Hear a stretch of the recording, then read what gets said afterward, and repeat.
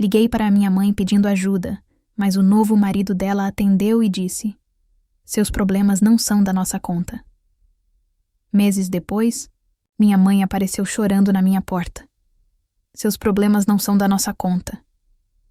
A voz de Miguel, ríspida e fria como uma lâmina de gelo, atravessou a linha telefônica e cortou a última fagulha de esperança que eu tinha. O telefone ficou mudo na minha orelha, mas o eco daquelas palavras reverberava na minha cabeça, cada sílaba um golpe. Eu estava sentada no chão frio da minha pequena cozinha. O aluguel vencido sobre a mesa e a carteira vazia ao meu lado.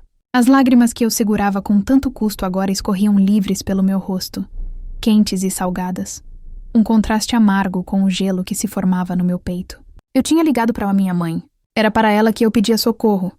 Mas foi o monstro com quem ela se casou que me atendeu para me dar o golpe final. Tudo começou há quase 1 ano. Eu me chamo Adelaide e completei 19 anos em meio ao caos.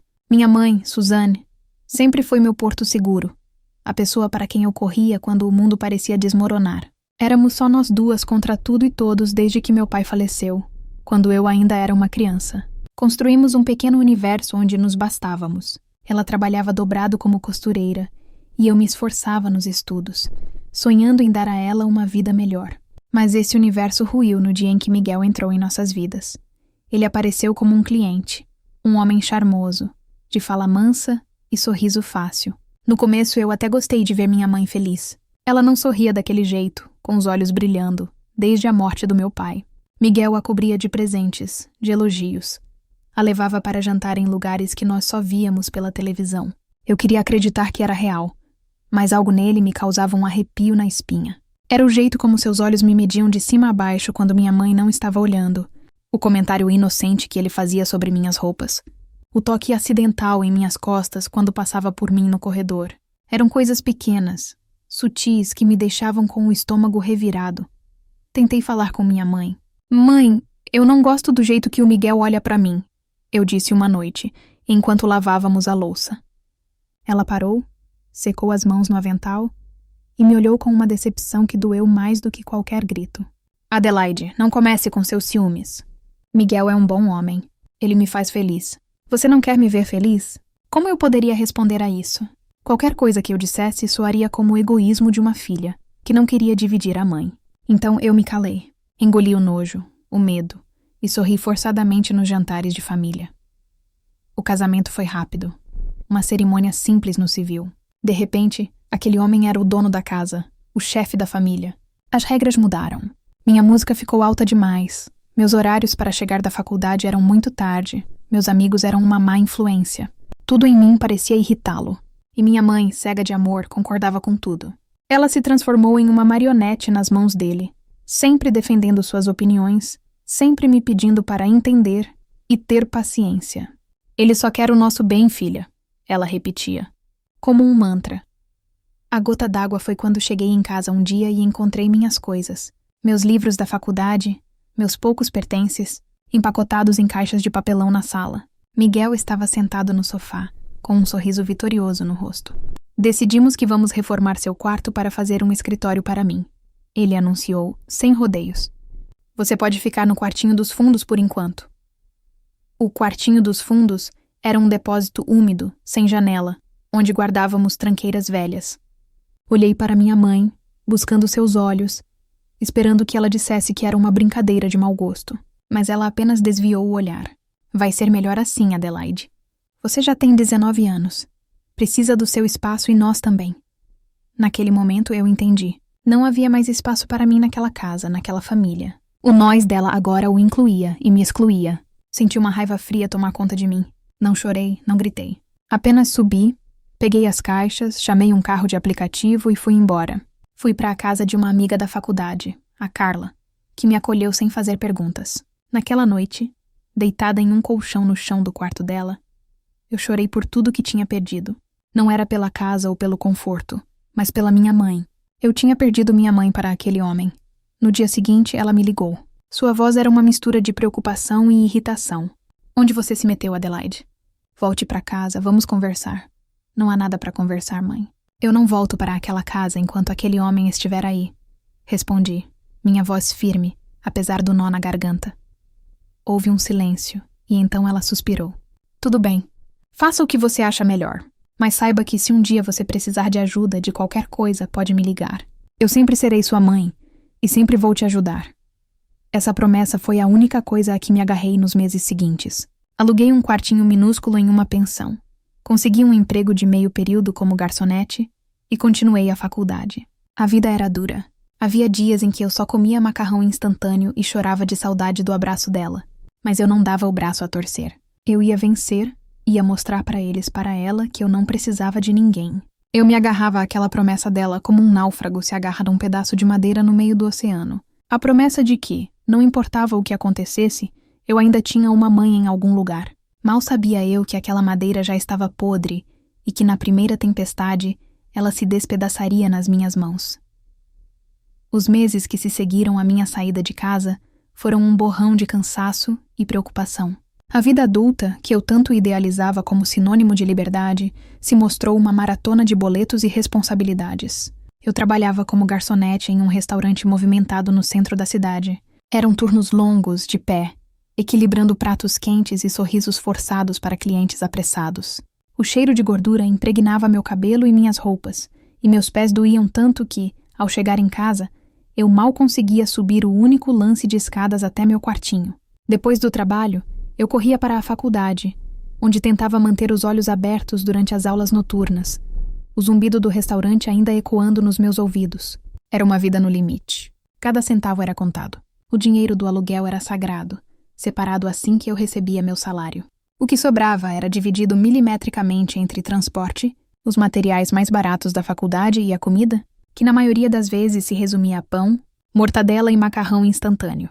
Apesar de tudo, havia um certo orgulho em mim. Eu estava conseguindo.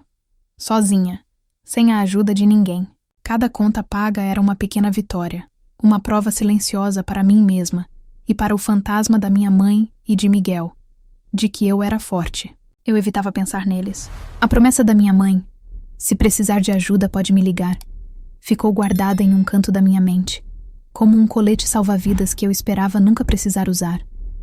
Então, o dia do pagamento chegou. Era o fim de um mês particularmente difícil. O aluguel tinha aumentado um pouco, e eu precisava comprar um livro caro para uma matéria importante da faculdade. Recebi meu salário em um envelope pardo, como sempre.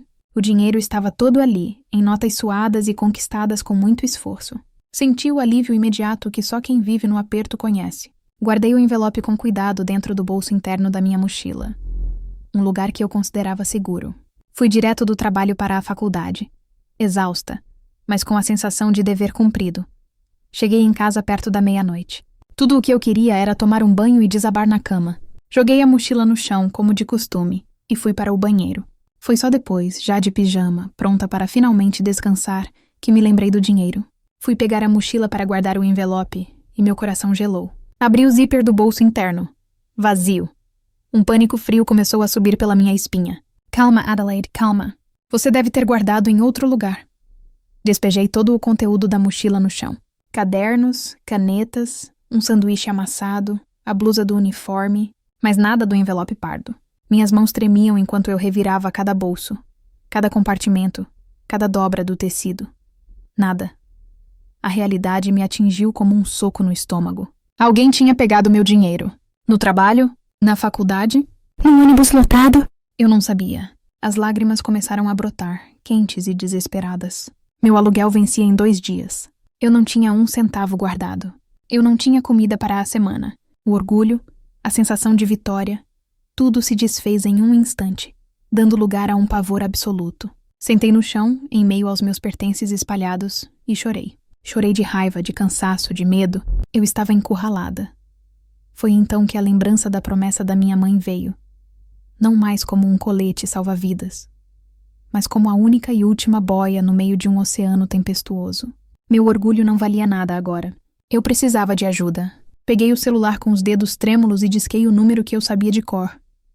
O telefone chamou 1, 2, 3 vezes. Eu quase desliguei, a vergonha me consumindo. Mas então a voz dela atendeu, sonolenta. Alô, mãe?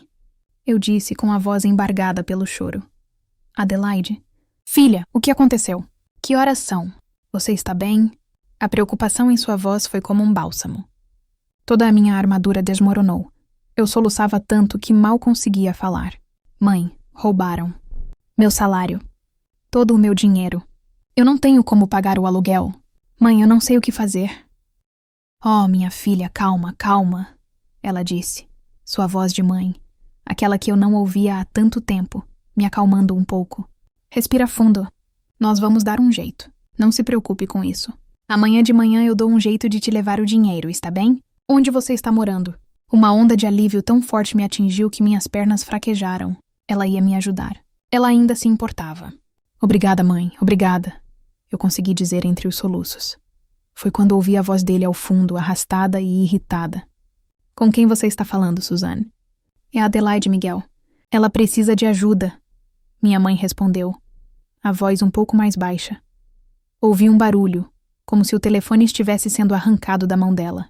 E então a voz dele, fria e dura, soou no meu ouvido. O que você quer? Pega de surpresa, gaguejei. Miguel, eu só preciso de ajuda, roubaram meu... Ele me cortou. Escuta aqui, garota. Você quis sair de casa, quis ser a adulta independente. Agora arque com as consequências. E então vieram as palavras que se cravaram na minha alma. Seus problemas não são da nossa conta.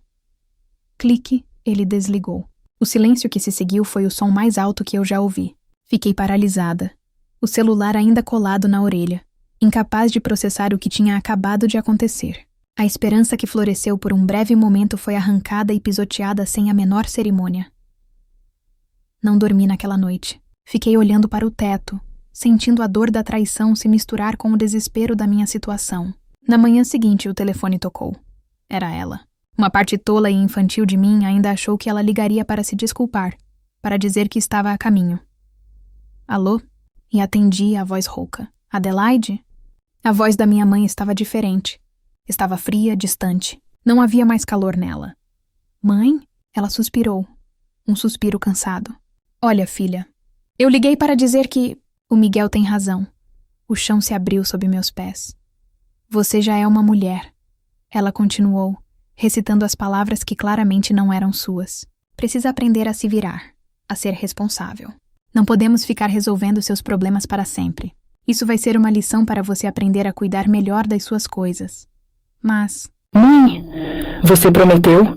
Sussurrei, as lágrimas voltando a cair, silenciosas desta vez. Eu sei o que eu disse. Mas as coisas mudaram. Ela disse, firme.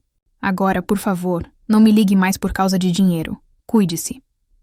E pela segunda vez em menos de 12 horas, o telefone foi desligado na minha cara. Só que desta vez doeu 1000 vezes mais. Não foi Miguel quem me abandonou. Foi a minha própria mãe. Naquele instante, algo dentro de mim se quebrou para sempre. Mas em meio aos destroços, algo novo começou a nascer. Uma determinação fria e implacável. Eu não iria afundar. Eu iria nadar. E um dia, eles me veriam da margem e se arrependeriam amargamente de terem me deixado afogar. A humilhação daquele telefonema não me quebrou. Pelo contrário, ela me forjou.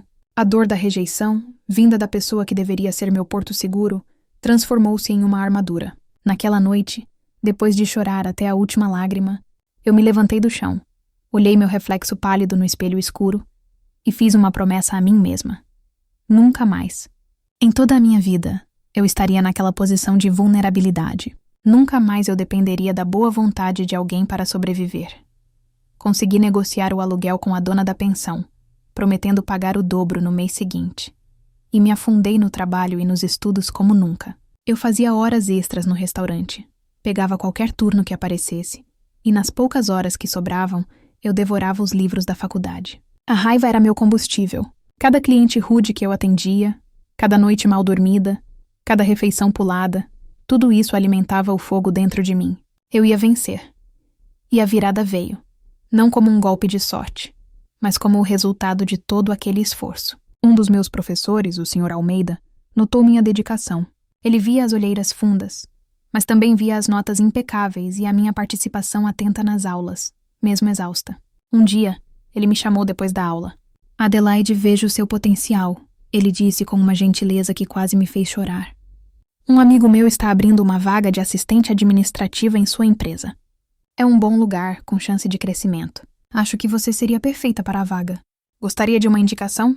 Meu coração disparou. Eu mal consegui agradecer, as palavras presas na garganta pela emoção.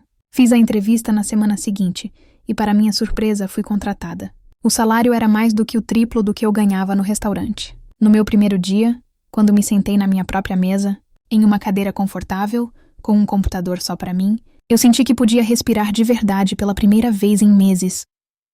8 meses se passaram nesse novo ritmo. Saí da pensão e aluguei um pequeno apartamento. Simples, mas limpo e seguro. Era o meu santuário.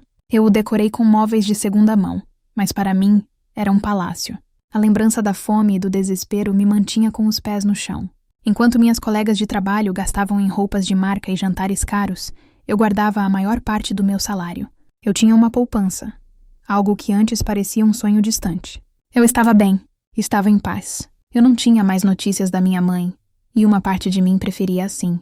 A ferida ainda estava lá, mas coberta por camadas de novas conquistas e uma rotina tranquila. Até que, em uma noite chuvosa de terça-feira, a campainha tocou. Eu não esperava ninguém. Estranhei, mas fui atender. Quando olhei pelo olho mágico, meu estômago despencou. Era ela, minha mãe, mas não a mulher arrumada e confiante que eu me lembrava. A mulher parada no meu corredor era uma sombra de si mesma. O cabelo estava desgrenhado, a maquiagem borrada pelas lágrimas, e ela se agarrava a uma pequena mala de viagem como se fosse sua única posse no mundo. Abri a porta lentamente. Nossos olhos se encontraram e eu vi um desespero que espelhava o meu, naquela noite, 8 meses atrás. Adelaide, ela sussurrou, a voz quebrada. E então, desabou a chorar. Um choro convulso, de quem perdeu tudo. Uma parte de mim, a parte mais sombria e ferida, sentiu uma pontada de satisfação cruel. A frase dele, "Seus problemas não são da nossa conta", ecoou na minha mente. Estava na ponta da minha língua. Seria tão fácil, tão justo fechar a porta na cara dela, assim como eles fecharam o telefone na minha. Devolvê-la ao mundo que a mastigou e cuspiu fora.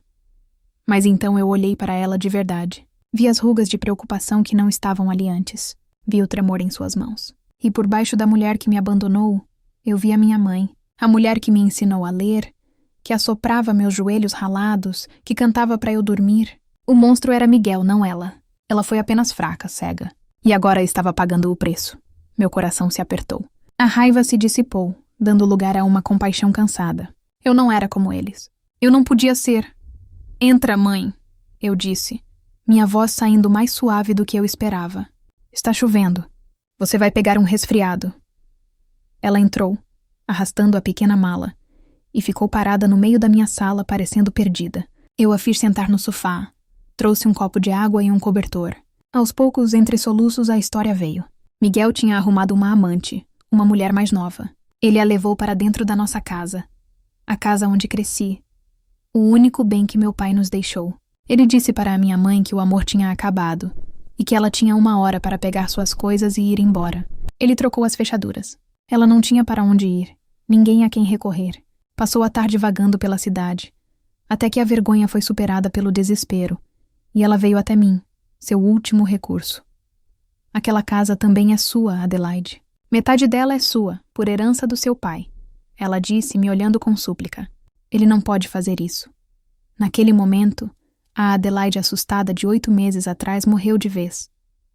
Em seu lugar nasceu uma mulher que sabia o que fazer. "Não, ele não pode", eu respondi, com uma firmeza que surpreendeu a nós duas. "E ele não vai.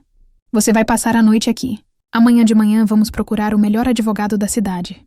E foi o que fizemos. No dia seguinte, procurei um advogado recomendado por um colega da empresa. Expliquei toda a situação, incluindo o fato de que metade da casa era minha por direito. O advogado sorriu. "Ele não tem onde se apoiar", disse ele.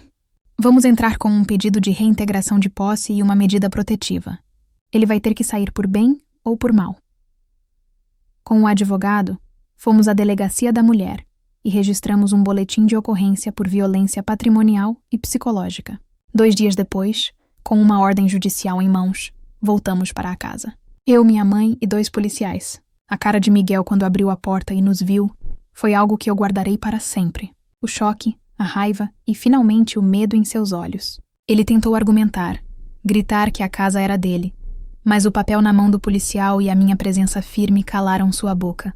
Ele teve 1 hora para juntar suas roupas em sacos de lixo e sair. Vê-lo sair daquela casa derrotado não me trouxe a alegria que eu imaginei. Trouxe apenas uma sensação de justiça e um fim para um capítulo doloroso. Naquela noite, minha mãe e eu estávamos de volta à nossa casa, juntas, em meio a uma bagunça de memórias e um futuro incerto a ser reconstruído. A porta se fechou atrás de Miguel, e o silêncio que ficou na casa era pesado, denso. Não era um silêncio de paz, mas um silêncio de ausência, como o vácuo que uma tempestade deixa para trás. A casa era nossa de novo, mas o cheiro dele, a presença dele, parecia estar impregnada nas paredes. Minha mãe olhou ao redor, para os móveis que ele escolheu, para as mudanças que ele fez, e viu o peso de tudo aquilo desabar sobre seus ombros. Naquela primeira noite não falamos muito, apenas limpamos. Começamos pela sala, tirando cada porta-retrato com a foto dele, cada objeto que ele comprou. Foi uma limpeza física, mas também espiritual. Com cada item que ia para o saco de lixo, era como se estivéssemos expulsando um fantasma. Nos dias seguintes, enquanto o advogado cuidava da papelada do divórcio e da finalização da ordem de restrição, nós duas continuamos essa faxina. Pintamos as paredes, trocamos os móveis de lugar, fizemos de tudo para que aquele lugar voltasse a ser o nosso lar, e não a casa onde ela tinha vivido com ele. Durante o dia, éramos uma equipe, focadas em um objetivo. Mas à noite, a quietude trazia à tona o que não havíamos conversado. A conversa aconteceu em uma noite de sábado. Estávamos na cozinha, comendo uma pizza simples como fazíamos nos velhos tempos. O silêncio estava se tornando incômodo. Finalmente ela largou o garfo, olhou para as próprias mãos e disse, com a voz embargada: Adelaide, eu preciso que você me perdoe. Eu continuei olhando para o meu prato. Eu já disse que está tudo bem, mãe. Não, não está. Ela insistiu, e quando levantei os olhos, vi as lágrimas escorrendo por seu rosto. Eu não estou falando do Miguel. Estou falando de mim, do que eu te fiz. Eu te abandonei, filha. Quando você mais precisou de mim, eu te virei as costas. Eu ouvi o seu choro, eu senti o seu desespero, e mesmo assim, eu fui covarde. Eu escolhi ele. Cada palavra era uma facada no meu peito, reabrindo a ferida que eu tentava fingir que estava cicatrizada. A raiva que eu pensei ter superado voltou com força. Você não faz ideia de como foi aquela noite, mãe, eu disse, minha voz tremendo. Não foi o Miguel desligando o telefone que me destruiu. Foi o seu silêncio depois. Foi você me ligando no dia seguinte, com aquela voz fria, repetindo as palavras dele como um papagaio. Você me disse que eu precisava aprender a me virar. E eu aprendi, mãe. Eu aprendi da maneira mais difícil, sozinha, com fome e com medo, enquanto você dormia em uma cama quente ao lado do homem que me humilhou. Eu disse tudo de uma vez. O veneno de 8 meses saindo de mim. Ela não se defendeu. Apenas chorou, balançando a cabeça. Eu sei de tudo isso. Ela soluçou. Eu não tenho desculpas. Eu estava cega, Adelaide. Ele me fez acreditar que o seu amor era ciúmes, que a sua preocupação era para nos separar. Eu fui fraca, egoísta, e não existe um dia que eu não me arrependa disso. Se eu pudesse voltar no tempo, eu teria saído daquela casa com você naquele mesmo dia. Eu trocaria tudo para ter aquele momento de volta.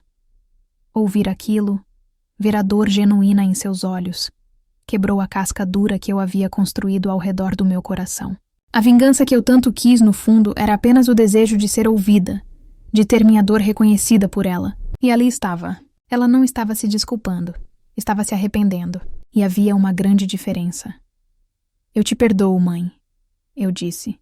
E ao falar as palavras em voz alta, senti um peso saindo dos meus ombros. Eu te perdoo, mas as coisas não podem ser como antes. Ela me olhou confusa. Como assim? Eu não vou voltar a morar aqui, eu falei com calma e firmeza. Eu te ajudei a recuperar a sua casa, e ela sempre será o meu lar também. Mas eu construí a minha vida. Eu tenho o meu apartamento, o meu emprego, a minha independência. Eu lutei muito por isso e não vou abrir mão. Vi um lampejo de tristeza em seu olhar, mas ele foi rapidamente substituído por compreensão. Ela assentiu. Você está certa. Você se tornou essa mulher incrível, forte, não por minha causa, mas apesar de mim. Eu não tenho o direito de te pedir para voltar atrás. Aquele foi o verdadeiro começo da nossa reconciliação. O divórcio dela foi finalizado. A casa ficou para ela, como era de direito. Eu a ajudei a organizar as finanças, a abrir uma conta no banco só para ela, a retomar seu trabalho como costureira que ela havia abandonado por insistência de Miguel. Ela voltou a ter suas próprias clientes, seu próprio dinheiro. Ela voltou a ser a Suzane que eu conhecia, mas mais sábia, mais forte. Hoje, eu ainda moro sozinha no meu apartamento. Mas quase todo domingo eu vou almoçar na casa dela. Às vezes, ela é quem vem me visitar, trazendo um bolo ou alguma coisa que ela costurou para mim. Nós conversamos por telefone quase todos os dias. Nosso relacionamento não voltou a ser o que era. Ele se tornou algo novo, melhor. Não somos mais apenas mãe e filha.